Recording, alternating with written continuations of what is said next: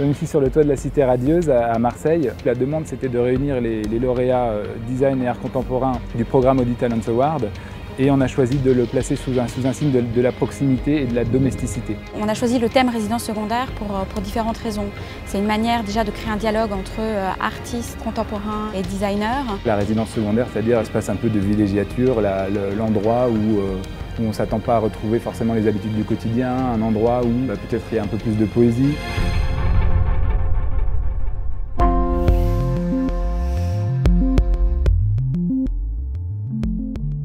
Cyprien Guéard a été le premier lauréat des Audi Talents Awards en 2007. On présente une série qui s'appelle The New Picturesque et qui sont 4 cartes postales et que Cyprien a occultées en réalité simplement avec un petit morceau de feuille de papier déchirée. Et du coup, on ne sait plus très bien ce qu'il y a derrière et c'est nous qui devons d'une certaine manière compléter une partie de ce qu'on voit. C'est un artiste qui travaille sur la dimension je dirais presque du patrimoine et de l'imaginaire et sur la manière dont on perçoit aujourd'hui, avec probablement une certaine dose de romantisme, ce qui appartient à notre passé, surtout architectural.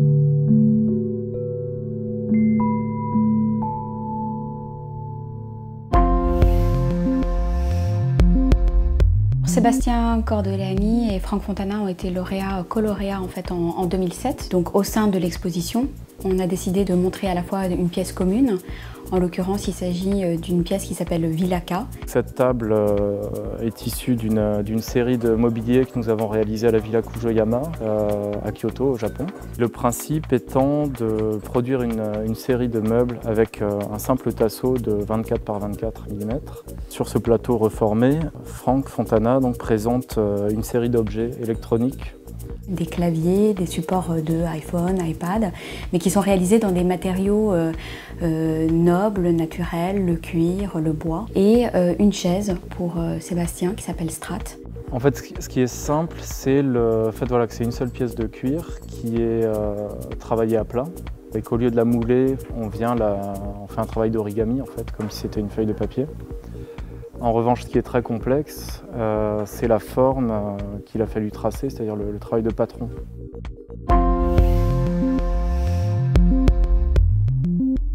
La pratique de Pierre-Olivier Arnaud, elle peut être de l'ordre de l'imperceptible, je dirais. C'est-à-dire que c'est un artiste qui travaille beaucoup sur le mode de déclinaison des images.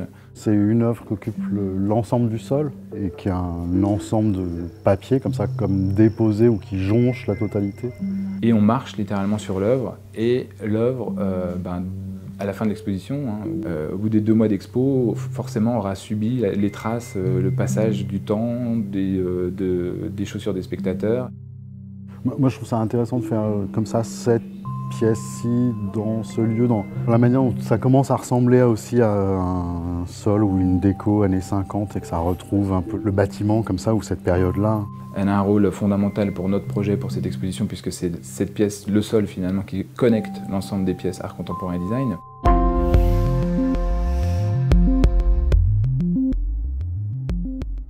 L'idée de notre rencontre, c'était de travailler avec la plume, mais pour faire un objet quand même usuel et qui sorte de l'univers de la mode auquel on a tendance à associer la plume. Donc c'était comment allier un savoir-faire de l'un qui est souvent réservé au monde du luxe, de la haute couture, et un regard très fonctionnel d'un designer.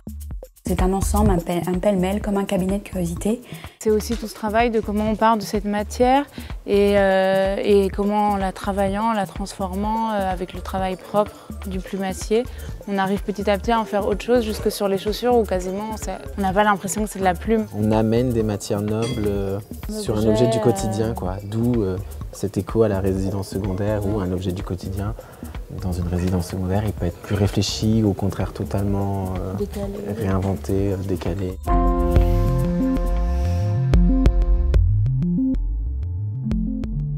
C'est un artiste qui travaille sur une certaine hybridation des matériaux, dans un rapport qui à la fois, dans son travail, manifeste la dimension artisanale, la dimension industrielle, les matériaux relativement bruts, le béton, le métal, etc. une sorte de pente composée d'une quinzaine de plaques d'ardoise. Cette pièce renvoie à une espèce de rapport comme ça à la villa, à l'idée de la façade ou du chemin qui serait comme ça bordé d'une plante verte. Il y a un côté très sculptural et à la fois très architectural de cette pièce. J'ai travaillé d'après un artiste, enfin un architecte qui s'appelle Le Flanchec, Roger Le Flanchec, qui a collaboré au tout début avec Le Corbusier. Oui, c'est toujours assez impressionnant de montrer une pièce dans ce genre de décor, quoi. Felipe Ribon, on a choisi de montrer une partie des objets qui sont issus de la recherche qu'il a menée, accompagnée par le programme Audi Talents Award, et qui est un travail de recherche sur l'hypnose. Je présente quelques objets, des objets domestiques qui sont comme des prothèses ou des outils pour créer chez soi l'état hypnotique. Donc il y a un tapis qui est l'espace minimal dans lequel la transe hypnotique peut avoir lieu. Donc on va choisir une des formes qu'on souhaite, puis s'asseoir dans le tapis et par la concentration visuelle ou par la concentration tactile, déclencher l'état hypnotique.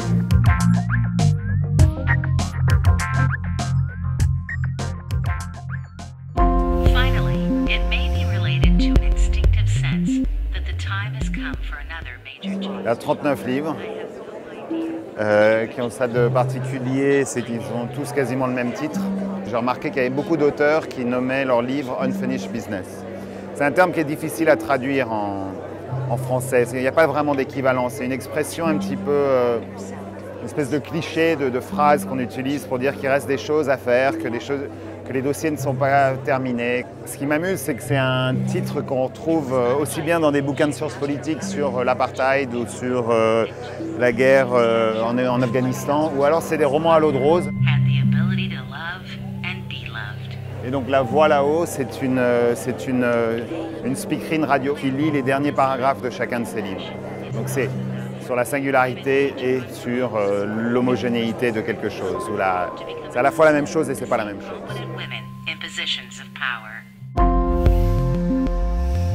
Alors, la pièce que j'expose aujourd'hui, c'est une série de lampes qui s'appelle Limp, qui a été dessinée pour l'église de Mirmande. L'idée, c'était de concevoir un parcours lumineux en étant le plus intimiste et le plus discret possible. Toute la magie réside dans le fait qu'elle soit assemblée, regroupée à plusieurs, qu'elle soit mise à des distances différentes, un peu de façon tentaculaire. Elles vont venir un peu envahir l'espace comme ça par petits paquets. On est plus dans l'installation lumineuse que le design purement d'objets.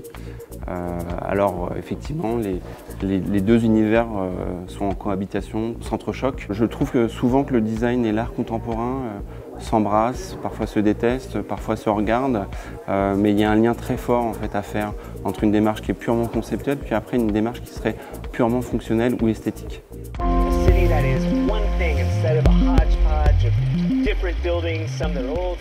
C'est un artiste qui a un travail qui peut apparaître de manière assez complexe, puisqu'il mélange quasi systématiquement un travail de vidéo très poussé, c'est-à-dire quasiment dans des conditions de tournage du cinéma, à des installations qui relèvent souvent de l'univers du bricolage et qui sont volontairement dans un aspect qui peut apparaître négligé, voire volontairement bordélique, on va dire.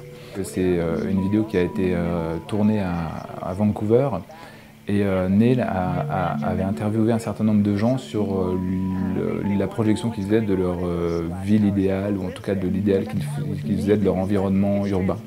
Il y a une vraie poésie chez Neil du montage, et il a comme ça dans la vidéo glissé quelques indices, quelques perturbations, comme si la réalité se délitait, c'est-à-dire qu'on ne sait plus si on est dans du vrai, dans du faux, et c'est vraiment un élément récurrent de son travail.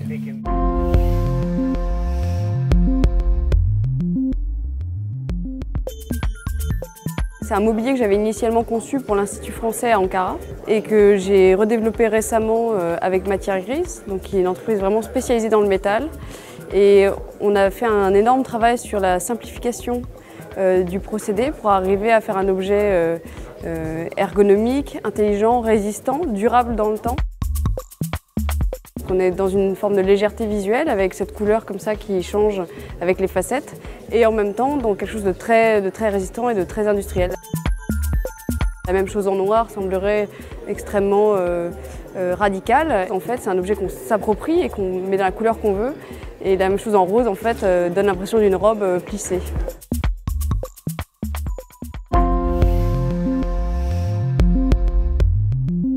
Le travail d'Émilie Pitoiset, il est très lié à l'univers de la chorégraphie, de la danse, de la scène. Pour l'exposition Résidence secondaire, elle va en réalité disposer dans l'espace d'un certain nombre de paires d'escarpins dont la position montrera le parcours qu'a réalisé une femme qui rentrerait dans l'exposition et qui se serait débarrassée de ces escarpins.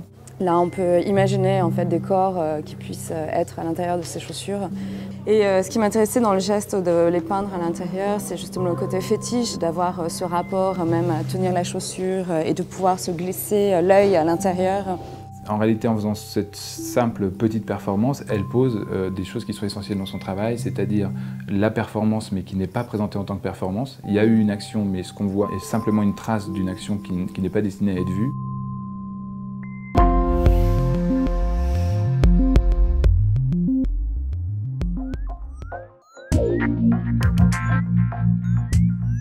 Benjamin a une approche assez artistique, avec une très grande émotion et qui introduit beaucoup d'éléments naturels ou de références à des éléments naturels dans ses projets. Et donc on a choisi volontairement de montrer une pièce assez emblématique et assez récente, Sofascape, qui est un véritable paysage domestique à lui tout seul. L'idée est assez simple, c'est qu'un canapé en général ne s'adapte pas complètement à l'usager, à l'acquéreur.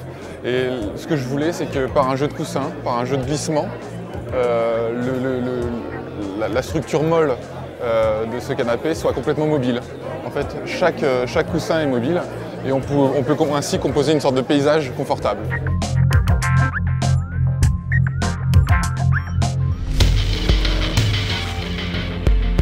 Ce que je trouve très agréable ici, c'est d'être avec les autres personnes qui ont gagné des prix chez Audi, qui ont été récompensées, qui sont suivies.